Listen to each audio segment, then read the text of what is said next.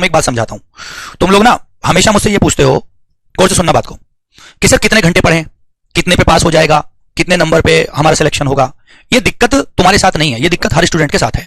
अब इसकी जड़ सुन लो। इसकी जड़ है हमारी शिक्षा पद्धति। और सबसे बड़ी समस्या यह है कि जो हमारी शिक्षा पद्धति है ना, वो अंग्रेजों की देन है। लॉर्ड मैकाले ने लिखी थी। लॉर्ड मैकाले ने आईपीसी में भी योगदान दिया। लॉर्ड मैकाले ने जो पहली शिक्षा ड्राफ्टिंग बनी, उसका भी अध्यक्ष यही बाबूजी था।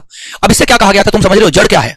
इससे यह कहा गया था कि भाई ये जो भारतीय हैं, भाई अब इतने सारे अंग्रेज तो है नहीं कि हम सब पे कब्जा कर लें, तो अंग्रेज तो आएंगे गिनती के 1000, या हमने कहा 10,000, लेकिन इन 10,000 लोगों को इन भारतीयों पे कब्जा करके रखना है।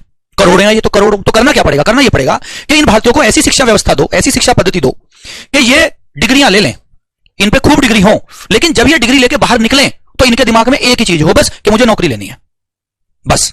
क्योंकि अंग्रेजों को पढ़े लिखे क्लर्क बनाने थे, जो ऑफिसर ना बन पाए, जो क्लर्क बने, जो दिमाग से और पढ़ाई से अंग्रेज हो, सॉरी मतलब पढ़ाई से वो अंग्रेजों का काम कर लें, लेकिन शरीर और दिमाग जो है वो उनका क्लर्क वाला हो। शरीर से भारतीय होने चाहिए, बाकी काम हमारा कर दें। यही शिक्षा व्यवस्था नाश की जड़ है आज की डेट में। इसी शिक्षा व्यवस्था ने आपके दिमाग में, देखो आप देखो, अपने आप से सोचो, आपने एमबीए कर लिया, आपने बीबीए कर लिया, आपने फलाना कर लिया, टिकड़ा कर लिया, उसके बावजूद आप क्या सोचते हो? अरे नौकरी कहां लगेगी, अरे मैं नौकरी कहां करूंगा। अबे यार तू ये क्यों नहीं सोचता कि मैंने एमबीए कर लिया तो मैं अपनी फर्म खोलूंगा, मैंने होटल मैनेजमेंट कर लिया तो मैं अपना रेस्टोरेंट खोलूंगा। मैं क्यों सोचता हूं कि मैं नौकरी करूंगा दूसरे की जाके? अब इसने तुम्हारे सिर पे क्या प्रभाव डाला? ये डाला कि जब तुम इस शिक्षा को केवल नौकरी के लिए पढ़ते हो तो तुम इसे बोझ मान के पढ़ते हो।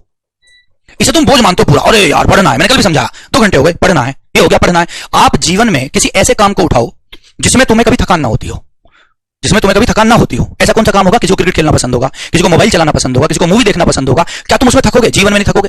किसी को टीवी देखना पसंद हो, भाई साहब 7 दिन बैठा लो लगातार, बैठ जाएगा, चाय पीता रहेगा, खाना खाता रहेगा, बैठा रहेगा, सोता रहेगा और देखता रहेगा, वहां थकान नहीं हो रही, क्योंकि उस चीज में आपका इंटरेस्ट है।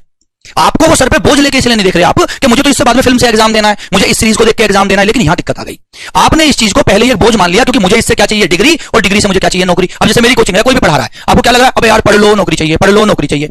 नहीं, जब तक इंटरेस्ट लेना शुरू नहीं करोगे, जब तक मन से उसे मतलब नहीं अपनाओगे ना, तब तक नहीं होगा कुछ भी।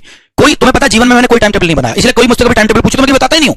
मैं कहता हूं कुछ पढ़ो जितना पढ़ा जाए। मैंने विदाउट टाइम टेबल जीवन में सब कुछ पास करा। रीजन एक ही है कि पढ़ाई में इंटरेस्ट लिया। मैंने कभी ये सोच कर नहीं पढ़ा, हालांकि ग्रेजुएशन तक मैं बिल्कुल नहीं पढ़ा। ग्रेजुएशन तक मैं 1 नंबर का आवारा था। अगर मेरी कोई ग्रेजुएशन तक की डिग्री देख ले तो किसी कीमत पे नहीं कह सकता कि मैं आज की डेट में टीचर हूं। लेकिन ग्रेजुएशन के बाद जब हम कंपटीशन में घुसे तो हमने इसे बोझ नहीं माना, हमने इसमें इंटरेस्ट लिया। आप जिस चीज में इंटरेस्ट लेते हैं आप उसमें थकते नहीं है। जब थकते नहीं है तो आपको टाइम टेबल की जरूरत नहीं हो सकती। क्यों?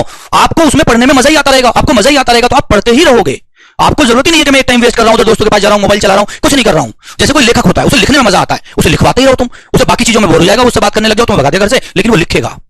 बात आप समझ रहे हैं? आपको अब जैसे तुम हमेशा कहते हो सर आपकी फिजिक्स बहुत बढ़िया है, ये ऐसे ही थोड़ी बढ़िया है, बेवकूफो, इसे बनाने में मुझे इंटरेस्ट आता है। कैसे आता है? मुझे पता है कि मुझे मोटा नहीं होना, मैं कैसे ही हो जाऊं, मैं मोटा नहीं होऊंगा बिल्कुल। तो मैं क्या करूंगा? मैं शाम को बैडमिंटन भी खेलता हूं, मैं सुबह उठ के थोड़ी रनिंग भी करता हूं, मैंने अपना एक छोटा सा जिम का सेटअप कर रखा है, उसमें भी मेहनत कर लेता हूं। लेकिन मुझे इसमें इंटरेस्ट है कि मैं कभी अपनी बॉडी का शेप बेकार नहीं होने दूंगा। हमेशा शरीर स्वस्थ तो दिमाग स्वस्थ, ये हमेशा याद रखिए। Health is wealth.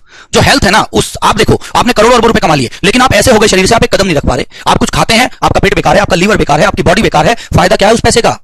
जिस पैसे को कमा के शरीर को सही करने में खर्च करना पड़ जाए कि मैंने लाख रुपए कमाए और डॉक्टर को दिया मेरे लीवर का ऑपरेशन कर दे भैया, मैंने लाख रुपए कमाए, डॉक्टर को दिया मेरे हार्ट का ऑपरेशन कर दे, फायदा क्या हुआ भाई? क्या बेनिफिट हुआ? आप तो डॉक्टर के लिए कमा रहे हैं। फिर अपने शरीर को स्वस्थ रखिए, और शरीर कैसे स्वस्थ होगा? जब आप उसमें इंटरेस्ट लेंगे। इसी तरीके से आपको जिस काम में इंटरेस्ट आता है उसको आपको अपनाना पड़ेगा। देखो 2 चीजें हैं, एक कहावत होती है, बहुत पुरानी कहावत है, कि या तो वो जॉब करो या तो उसे अपना जॉब बना लो, उसे अपना काम बना लो जिस काम में आपको मजा आता है, यानी इंटरेस्ट आता है। जैसे सचिन तेंदुलकर को क्रिकेट खेलने में इंटरेस्ट आता है, लता मंगेशकर को गाना गाने में इंटरेस्ट आता है, उन्होंने उसी को अपना काम बना लिया, तो वो जिंदगी भर खिला लो यार, जिंदगी भर गवा लो, फर्क नहीं पड़ता। लेकिन अब तुम्हारे साथ मजबूरी है। मजबूरी क्या है? किसी को पता है जी मुझे जो है वीडियो गेम खेलने में इंटरेस्ट आता है। अब वीडियो गेम खेलने का कोई जॉब तो है नहीं इसमें, या हो सकता है मुझे पता ना हो, कोई होगी तो आप उसमें कर नहीं पाए, फाइनेंशियल कंडीशन थी, आपको एक्सपीरियंस नहीं था, किसी ने सुझाव नहीं दिया। मजबूरी क्या आ गई कि आपको एसआई के लिए पढ़ाई करनी है। तो या तो जिस काम में इंटरेस्ट आता है उसे जॉब बनाओ, और अगर मजबूरी ये फंस गई ना कि जिस जॉब को करना पड़ रहा है, जिस जॉब को करना पड़ रहा है और तुम्हें उसमें इंटरेस्ट नहीं है, तो जिंदगी तुम्हारी गधे वाली बनने वाली है। आप कभी मन लेके काम नहीं कर पाएंगे। अब दूसरा सेंटेंस ये बन गया कि अगर कुछ जॉब मिल गई तो उसमें इंटरेस्ट पैदा कर लो।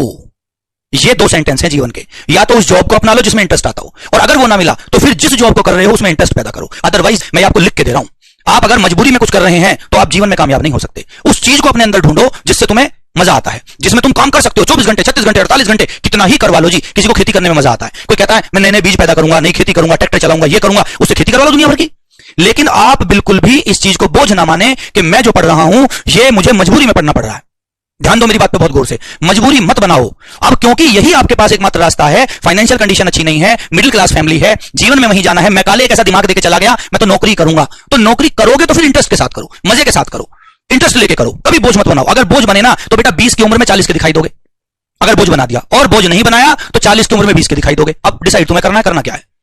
ये सुबह के लिए तुम्हारा एक लेक्चर था, क्योंकि मैं बहुत दिन से देख रहा हूं, रोज मेरे पास मैसेज आ रहे हैं, सर कितने घंटे पढ़ूं, सर टाइम टेबल बता दो, सर इंटरेस्ट नहीं आ रहा, सर प्रैक्टिस नहीं हो रही, सर 40 मिनट में 25 ही क्वेश्चन कर पा रहा हूं, सर फलाना कर रहा हूं, ढिकड़ा कर रहा हूं। यार कहां तक समझाऊं तुम्हें, कितना समझाऊं तुम्हें। मैं आपको साफ साफ एक बात कह चुका हूं, जब तक नहीं पढ़ोगे ये जान के कि ये मुझे नहीं पता, मुझे सीखना है। अरे मैं एक इंसान हूं, मुझे कम से कम इतनी चीजें तो पता होनी चाहिए कि मेरे देश का इतिहास क्या है, मेरे देश की राजनीति क्या है, मैथमेटिक्स कैसे होता है, रीजनिंग कैसे होती है। मैं तो दिमाग का केवल 0.5% इस्तेमाल कर रहा हूं, 95.99% तो बिल्कुल सेफ रखा हुआ है। महात्मा बुद्ध ने जीवन में अपने दिमाग का मैं समझता हूं 5 से 6% इस्तेमाल करा और वो भगवान हो गए।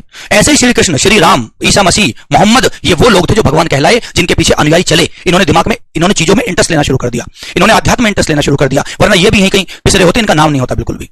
इंटरेस्ट लीजिए, इंटरेस्ट के साथ पढ़िए, आप बिल्कुल बोर नहीं होंगे, आपको टाइम टेबल की नीड नहीं पड़ेगी, आपको किसी चीज की नीड नहीं पड़ेगी। अगर आपको एक बार पढ़ने में मजा आ गया, तुम्हें पता है जब मैं पढ़ने बैठता हूं ना, पॉलिटी या कुछ भी, और मुझे कोई ऐसी चीज हाथ लग जाए जो मैंने ना पढ़ी हो या मेरे दिमाग में ना आ रही हो, जब मैं उसे पढ़ता हूं, आप लोग कहते हैं सर पढ़ने में कैसे मन लगाएं, मेरा अपना एक्सपीरियंस है। जब मुझे डर लगता था, मैं पेपर देने जाता था, मुझे दिल्ली के नेट आ गया है।